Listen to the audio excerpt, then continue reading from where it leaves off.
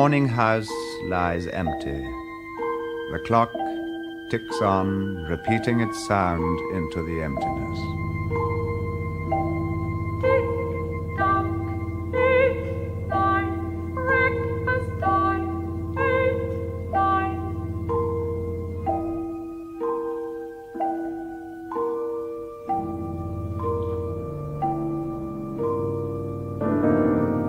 In the kitchen, the breakfast stove has switched itself on.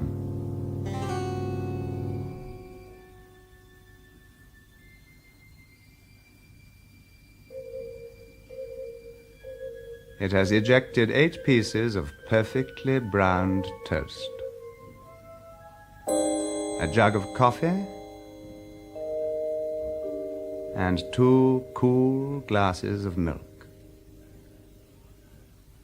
Today is August 4th in the year 2026. Today is August 4th in the year 2026. Today is Mrs. Featherstone's birthday. Today is the anniversary of Talita's marriage. Insurance is payable, as are the water, gas, and light bills.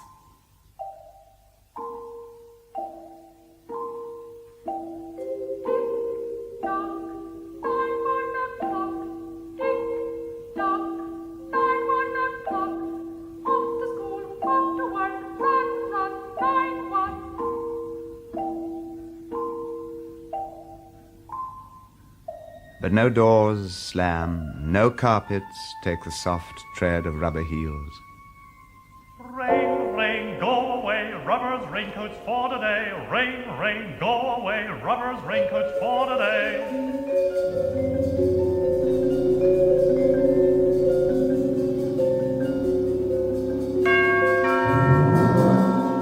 The garage chimes and the door rolls up. It reveals a car waiting inside. After a long wait, the door rolls down again.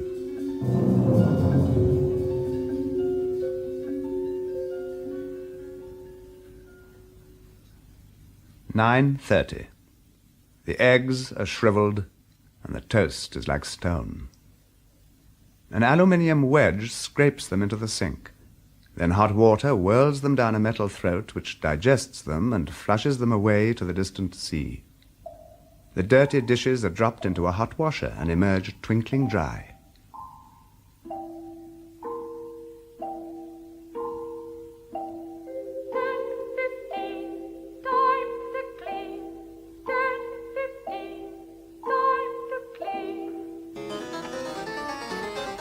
Out of warrens in the wall, tiny robot mice have darted, all rubber and metal.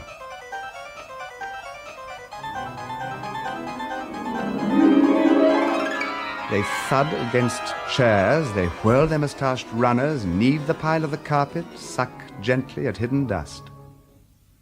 They have popped back into their burrows. Their pink electric eyes have faded. The house is clean.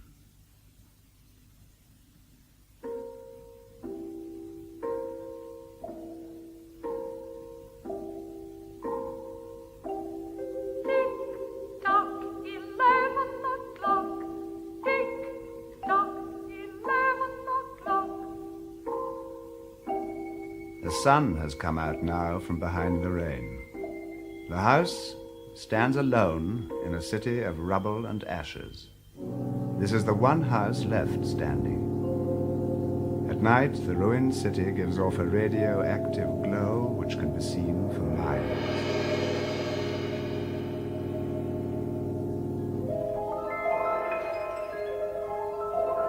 The garden sprinklers fill the soft morning air with scatterings of brightness. The water pelts against the window panes. It runs down the west side of the house.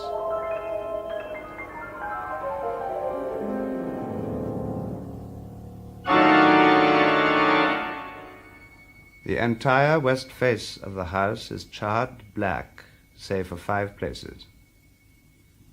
Here, the silhouette in white of a man mowing a lawn. Here, as in a photograph, a woman bent to pick flowers. Still farther over, their images stamped in the house in one titanic instant. A small boy, hands flung in the air. Higher up, the image of a thrown ball, and opposite him a girl, hands raised to catch a ball which never came down. The 5 spots of white, the man, the woman, the children, the ball, remain. The rest is a thin layer of black.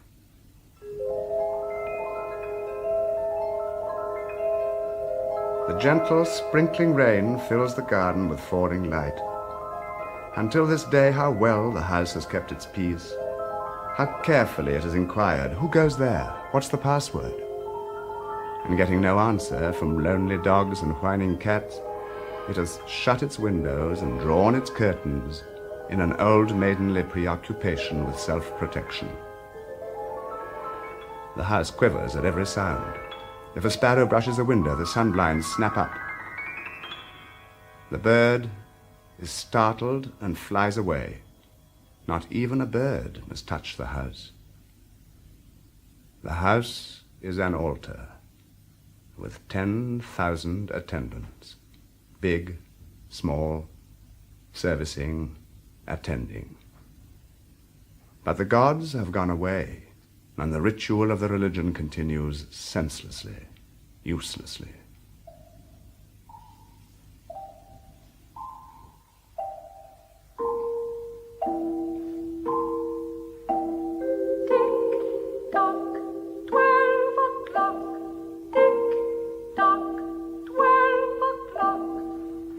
A dog whines, shivering on the front porch.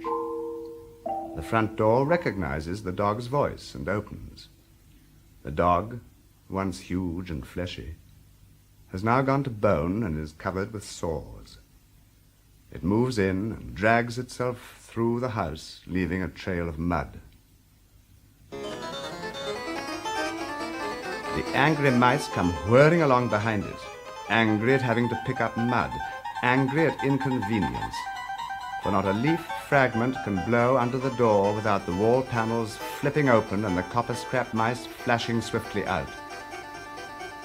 The offending dust, hair, or paper is seized in miniature steel jaws and raced back to the burrows.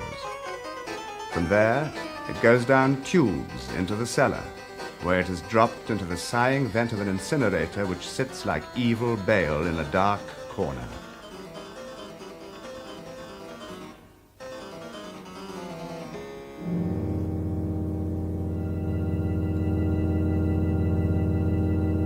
The dog runs upstairs. It yelps hysterically at each door. At last it realizes, as the house has realized, that only emptiness is here.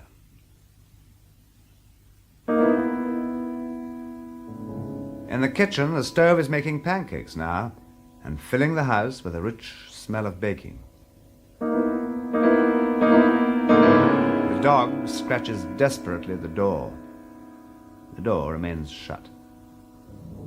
The dog froths at the mouth, and its eyes turn to fire.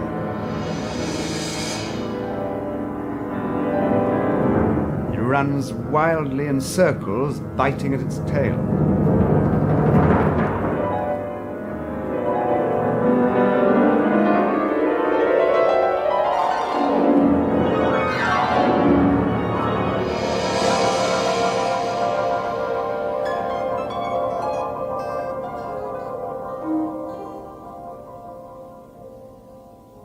And at last, it dies.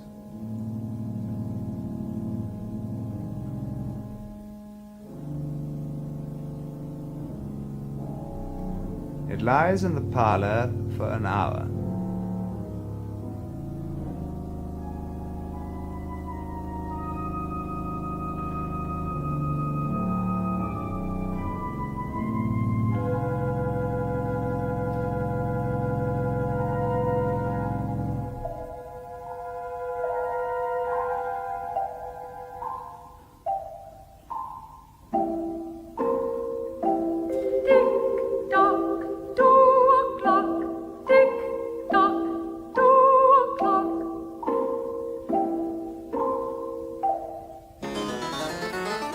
cleaning mice have come out.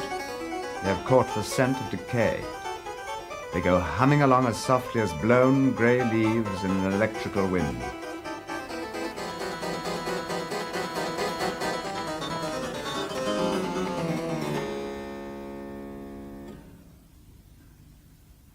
The dog is gone now. In the cellar, the incinerator gives out a sudden glow, and a whirl of sparks goes leaping up the chimney.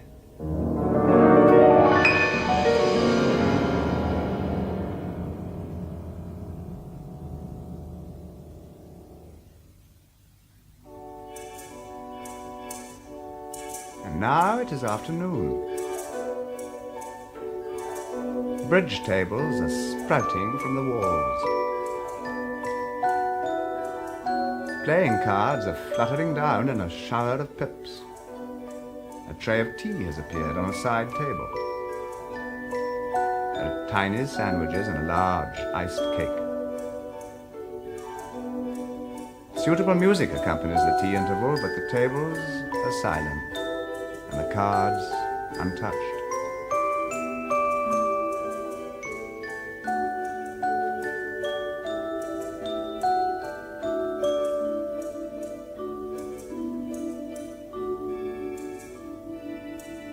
The tables are folding up like giant butterflies.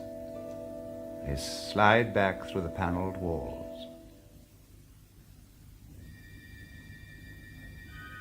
The nursery walls are beginning to glow. Animals are taking shape on them. There are yellow giraffes, blue lions, pink antelopes, lilac panthers.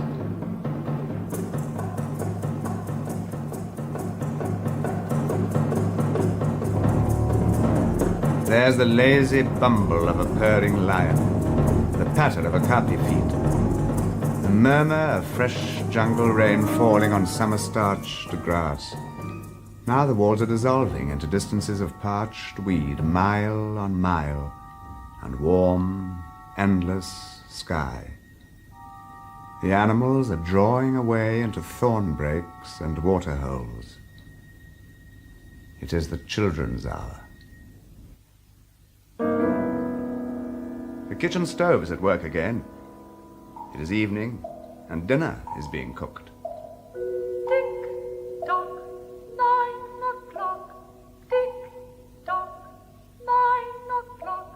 Time for rest, time for play, time to put your cares away. The dinner has been served, and the wasted food has been thrown away.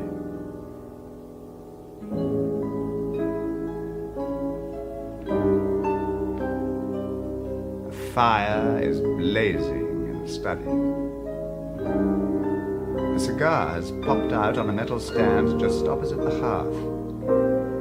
It has got half an inch of soft grey ash on it. It's smoking, waiting.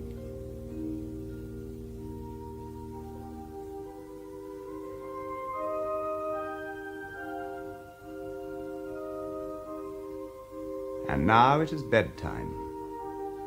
In the bedrooms, the beds are being warmed by their electric blankets, for the night is cool.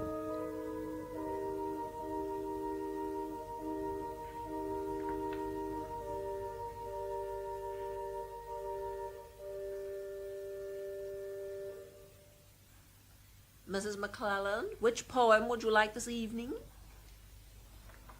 Since you express no preference, I shall select a poem at random. Sarah Teasdale, as I recall, your favorite. There will come soft rains and the smell of the ground, and swallows circling with their shimmering sound, and frogs on the pools singing at night, and wild plum trees in tremulous white. Robins will wear their feathery fire, whistling their whims on a low fence wire. And not one will know of the war, not one will care at last when it is done.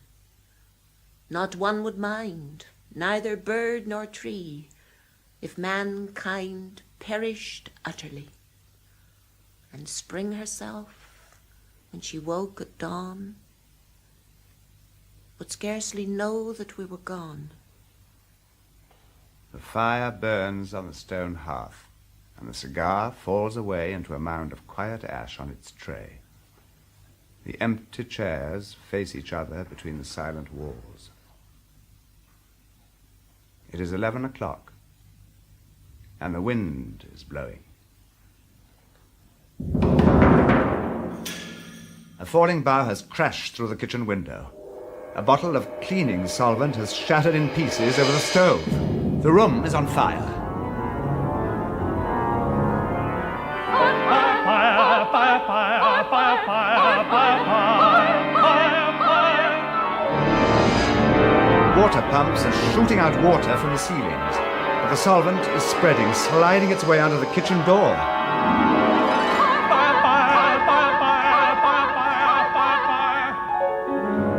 The house is trying to save itself. Fire doors have sprung shut, water is being pumped onto the flames. But the windows have broken in the heat, and the wind is blowing on the fire now. With 10 billion angry sparks, the fire has roared its way from room to room. Water rats have come squeaking from the walls. They each give a burst of water. Mechanical rain is spraying down. But the fire has gone crackling up the stairs.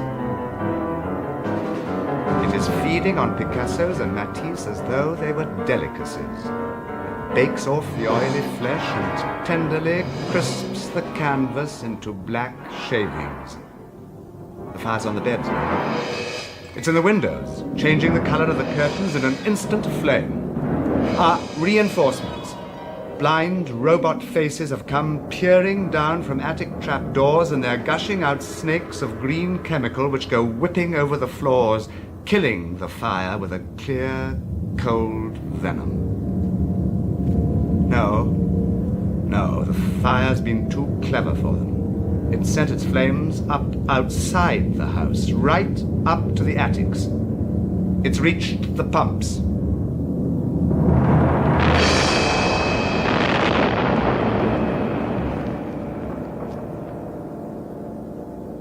The electronic brain which was directing the pumps is shattered in pieces, and the fire roars in again.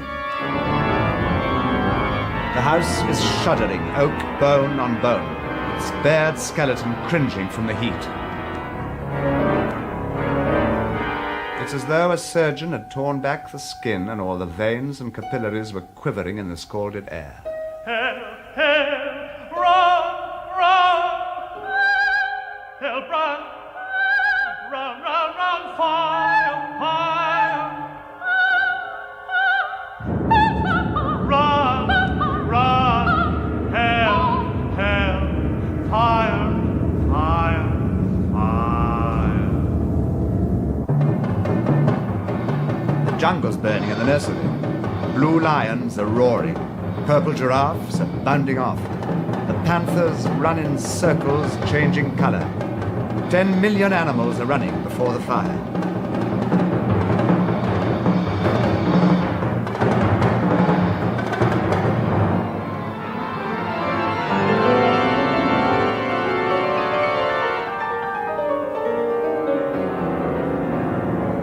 They're making for a steaming river in the distance. The death of the house is very near now.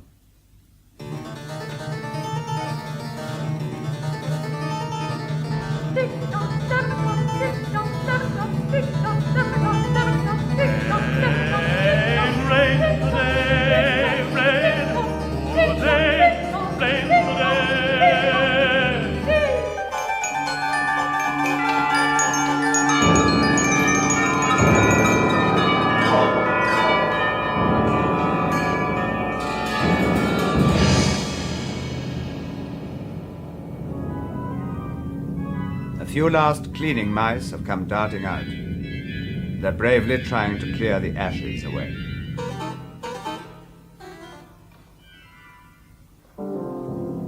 The stove in the kitchen's turning out breakfast now, frantically and for the last time. 10 dozen eggs, 6 loaves of toast, 20 dozen bacon strips, They're all eaten by the fire.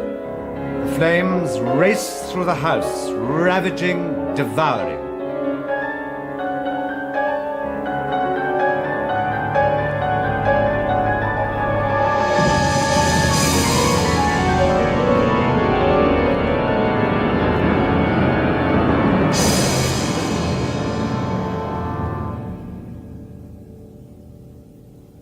The fire has burst the house apart.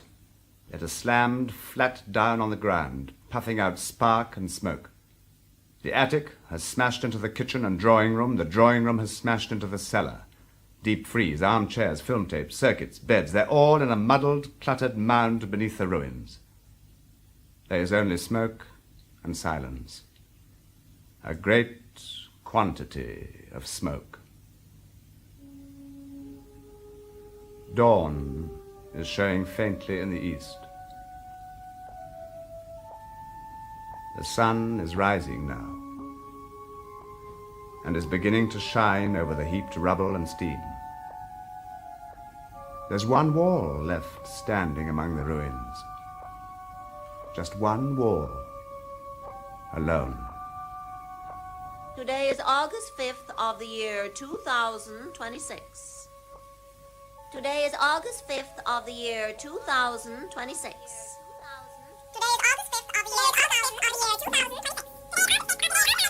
The voice is coming from inside the wall, I think. A last voice is speaking from the house.